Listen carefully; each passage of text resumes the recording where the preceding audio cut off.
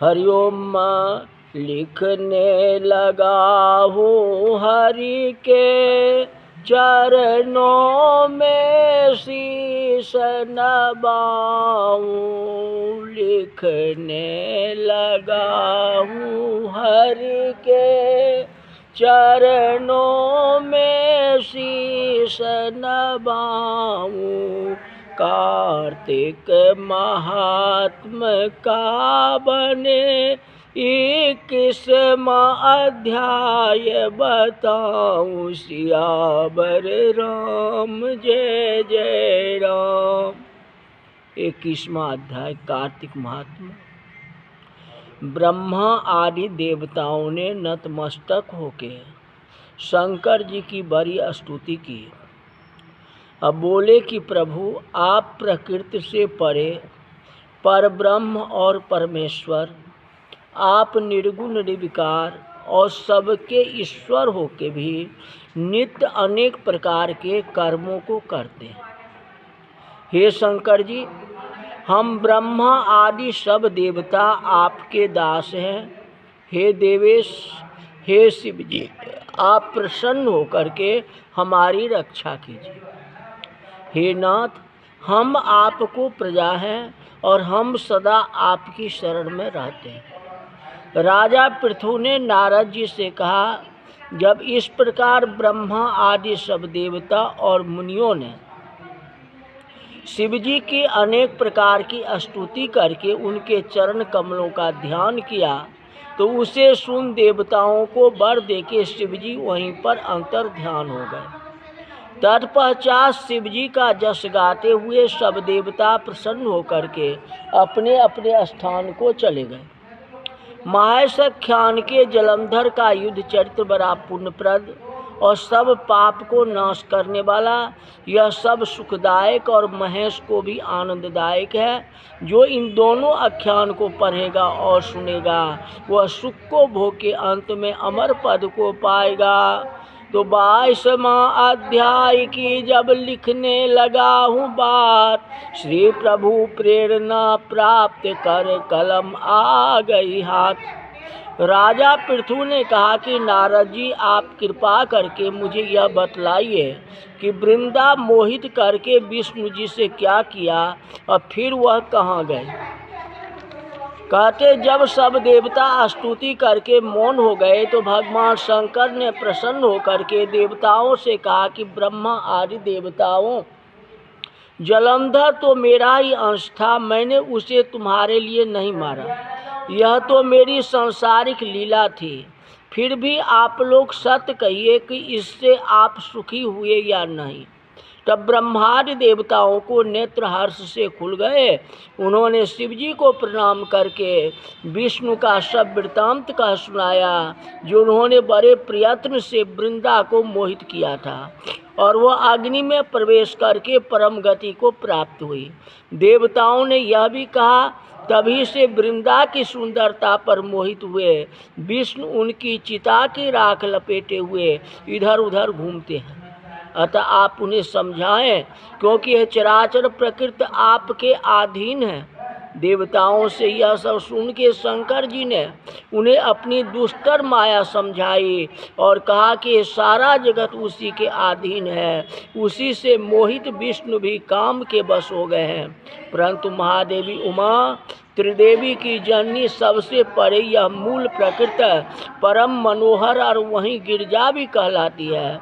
विष्णु का मुँह दर्द करने के लिए आप सब उनकी शरण में जाइए। यदि वह प्रसन्न हो जाएगी तो आपका सब काम हो जाएगा। शंकर जी की आज्ञा से सब देवता मूल प्रकृति को प्रसन्न करने चले। उनके पास पहुँच के उनकी बड़ी स्तुति की तो आकाशवाणी हुई कि देवताओं, मैं 3 प्रकार के 3 गुणों से पृथक पृथक होकर स्थित होती हूँ। सतगुण में गौरी, रजोगुण में ज्योति, और आप लोग मेरी आज्ञा से यदि सादर उन देवियों के पास जाओ तो वह तुम्हारे मनोरथों को पूरा कर देगी।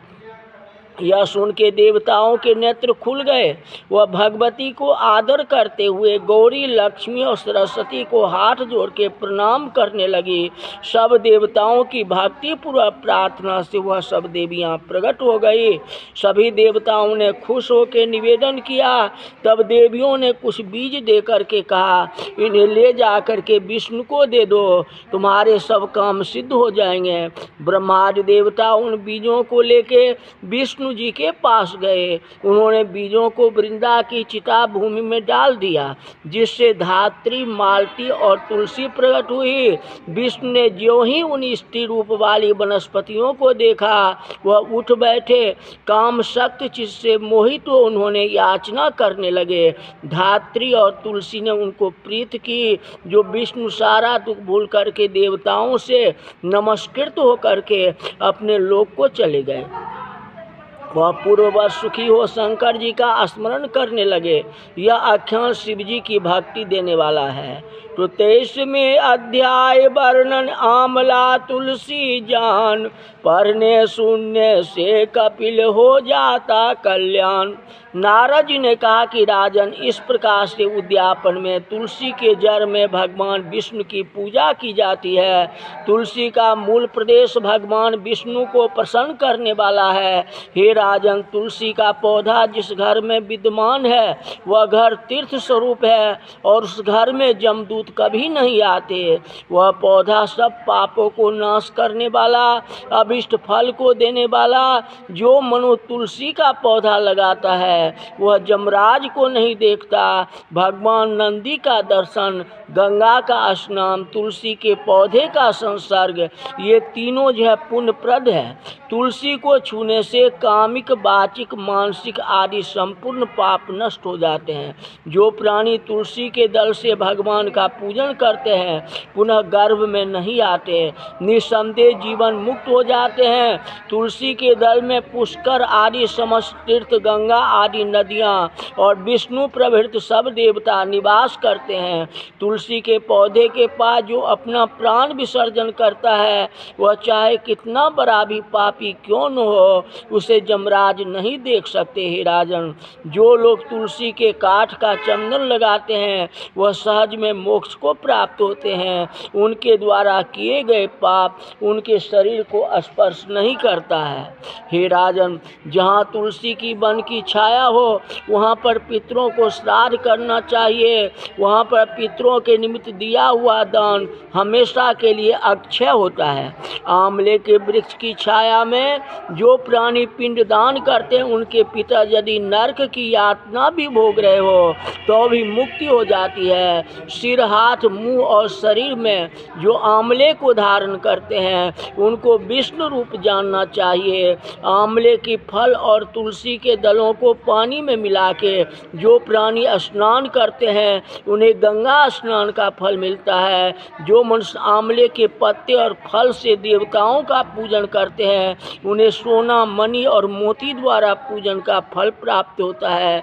कार्तिक मास में सब तीर्थ, ऋषि, देवता सब यज्ञ जब सूर्य तुला राशि में होता है तो आंवले के वृक्ष में वास करते हैं। जो मनु द्वादशी तिथि को तुलसी दल और कार्तिक में आंवले का पत्ता तोड़ता है वह रौरव नरक में वास करता है। जो कार्तिक में आंवले की छाया में बैठ कर के भोजन करता है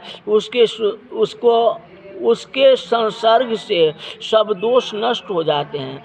कार्तिक मास में जो आंवला के जड़ में विष्णु का पूजन करता है उसे श्री विष्णु क्षेत्र में पूजन का फल प्राप्त होता है।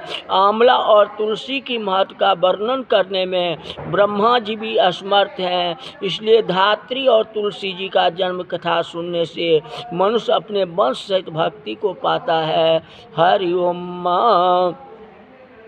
तो लिखवाओ निज से दया से सुंदर भाव बताकर, कार्तिक मास 24वां अध्याय सुनो सुधाकर।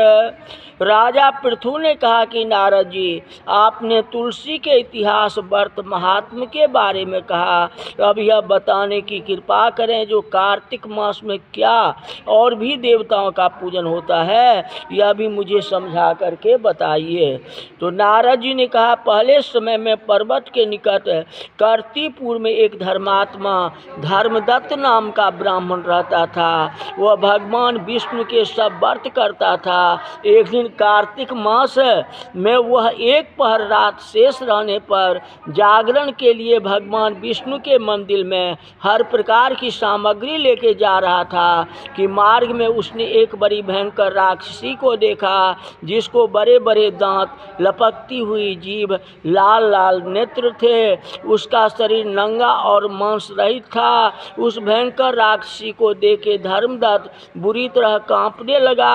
अन्य कोई उपाय न देख उसने पूजा वाली थाली और जल का लोटा उसके ऊपर फेंक दिया, क्योंकि उसने भागवत नाम का जाप करते हुए वह सामग्री और जल का लोटा जिसमें तुलसी का दल पड़ा हुआ था उसका मारा था, जिससे उनके जन्म जन्मांतर के पाप नष्ट हो गए और पूर्व जन्म याद आ गया। वह हाथ जोड़ के धर्मदत्त के चरणों में गिर पड़ी। अब बोली कि ब्राह्मण में पूर्व जन्म के कर्मों का फल से इस अवस्था को प्राप्त हुई है। नारद जी ने कहा कि राजन, उसे इस प्रकार प्रणाम करते देख अति विस्मित होकर के धर्मदत्त ने पूछा, तेरी अवस्था किस कर्म के फल से हुई है? तू पूर्व जन्म में कहाँ रहती थी और तेरा कैसा चरित्र था, यह सब मुझे बताओ। तू राक्षसी ने, जिसका नाम कलहा था, कहा कि ब्राह्मण सौराष्ट्र में भिक्षुक नाम का एक ब्राह्मण रहता था। मैं उसकी पत्नी थी। मेरी स्वभाव बड़ा ही निष्ठुर था। मैंने अपने पति को कभी भला नहीं चाहा, न उसे कभी अच्छा भोजन दिया और न मिठाई खाने को दी। मैं प्रतिदिन उनसे लड़ती झगड़ती रहती थी। मुझे इस प्रकार के झगड़ालू देख के नित्य प्रति की कलह से तंग आकर के मेरे पति से दूसरा विवाह करने का निश्चय किया। यह सुनकर कि मेरा पति दूसरा विवाह कर रहा है, मैंने उसके विवाह से पहले ही विष खा करके आत्महत्या कर ली। मेरी मृत्यु के बाद जमदूत आए, मुझे गदा से मारते हुए जम के पास ले गए। जमराज ने मुझे देख के चित्रगुप्त से पूछा कि हे चित्रगुप्त, इसने क्या कर्म किया है? जो भी कर्म इसने किया है उसका फल इसे जो है भोगना पड़ेगा। कलहा ने कहा कि हे ब्राह्मण, चित्रगुप्त ने जमराज से कहा, इसने आपके जीवन में कोई भी अच्छा काम नहीं किया है। यह अपने पति को सदा खराब भोजन दे करके स्वयं अच्छा भोजन खाती रही, इसलिए अब यह विष्ठा खाने वाली होगी। इसे सब सुअरी में जन्म दिया जाए। चूँकि वह अकेली ही पाक के बर्तन में भोजन करती है, इसलिए वह अपने बच्चों को खाने वाले बिल्ली होगी। इससे अपने पति पर क्रोध करके आत्मघात किया है, इसलिए यह प्रेत योनि में जाएगी। अब आप इसको अपने दूतों द्वारा मरु स्थान में भेज दीजिए। वहाँ पर वह बहुत दिन तक प्रेत योनि में रह के फिर यह पापनी अपनी तीनों योनियाँ को भोगेंगे। सो हे ब्राह्मण, मैं 500 वर्ष से प्रेत योनि में हूँ और भूख प्यास के कारण दुखी रहती थी। एक दिन भूख से तंग आकर मैं एक वैश्य के शरीर में प्रविष्ट हो गई। उसके शरीर द्वारा मैंने कृष्णा और बेनी के संगम पर इस देश में आ पहुंची। एक दिन भगवान शंकर और विष्णु ने मुझे बलात् उसके शरीर से बाहर निकाल दिया। फिर मुझे आप दिखाई दिए। आपके लोटे में तुलसी जल का छींटा मेरे ऊपर पड़ा, जिससे मेरे सब पाप नष्ट हो गए। हे द्विजोत्तम, अब आप मुझे यह बताइए कि आगे होने वाली 3 योनियों और इस प्रेत शरीर से किस तरह मेरी मुक्ति होगी। धर्मदत्त ने कलहा की बात सुन के उनके पिछले कर्म और वर्तमान अवस्था को देख के बड़ा दुखी हुआ। उसका दुख देख के उसका चित्त पिघल गया। फिर उसने दुखित भाव से कहा, कहते सुना प्रश्न ऋषियों का और बोली सुत जी ज्ञानी। 25वें अध्याय में सुनो हरि की सच्ची वाणी। तीर्थ व्रत और दान आदि के करने से समस्त पाप नष्ट हो जाते हैं, मगर प्रेत योनि में रहने वाले को इस अधिकार नहीं है। तुम्हारे दुख को देख के मैं अत्यंत दुखी हूँ और तुम्हारा दुख दूर किए बिना मुझे संतोष नहीं होगा। तुम्हारे पाप बड़े भारी है, क्योंकि यह 3 योनियाँ बहुत बड़े पाप करने वाले को प्राप्त होते हैं। हैं, और प्रेत योनि तो थोड़े पुण्य में नष्ट भी नहीं हो सकती है, लेकिन मैं तुम्हें इस योनि में अवश्य छुड़ाऊंगा। इसलिए मैंने जो कार्तिक का व्रत किया है उसका आधा पुण्य तुम्हें देता हूँ, क्योंकि जग दान तीर्थ सबके सब निश्चय ही कार्तिक व्रत के पुण्य के समान नहीं है।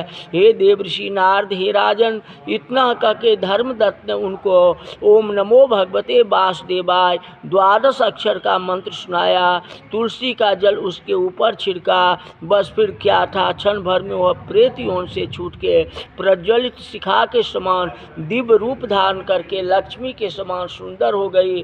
तब वह धर्मदत्त को दंडवत करके प्रसन्नता से गदगद होके बोली कि हे ब्राह्मण, आपके आशीर्वाद से मैं इस घोर नरक से छूट गया। मुझ पाप सागर में डूबती हुई के लिए आप नौका के समान हो। नारद जी ने कहा कि राजन, अभी कलहा इसी प्रकार कह ही रही थी, वहाँ विष्णुगण एक देदीप्यमान विमान लेकर आए और विमान के द्वारा वो अप्सरा और गण बैठे हुए थे। धर्मदत्त ने उनको देख के प्रणाम किया।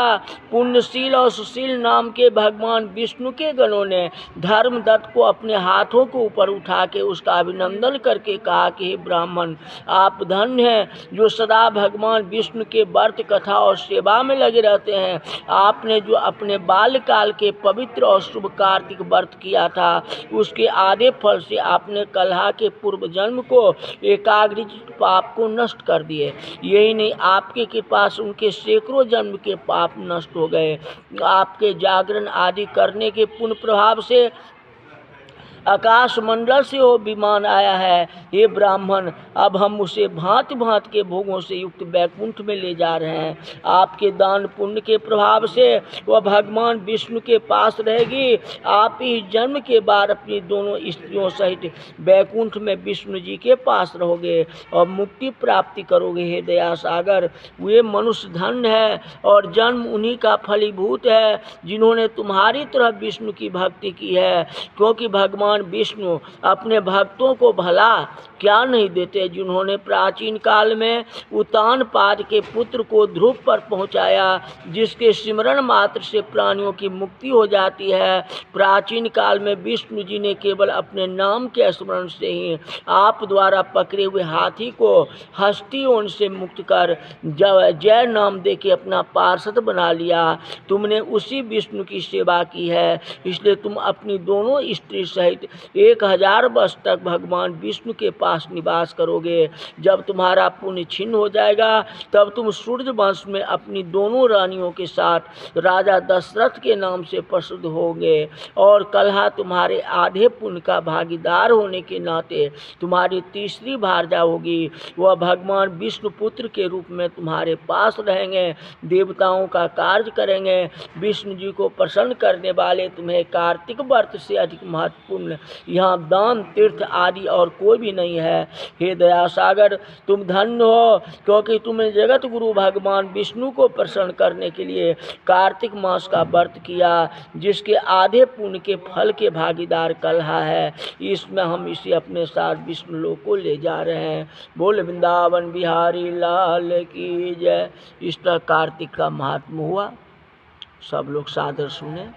पूर्णमासी 27 तारीख है, 27 तारीख तक के अंदर जो है ये कथा समाप्त करना है। 35 अध्याय जितना हो आप सुने, जितना हो इसका प्रचार करें, एक दूसरे से कनेक्ट करें, फेसबुक से, यूट्यूब से, जहाँ हो जैसे हो कथा को श्रवण करें। आप भी सुखी रहेंगे, हम भी सुखी रहेंगे। बोल वृंदावन बिहारी लाल की जय।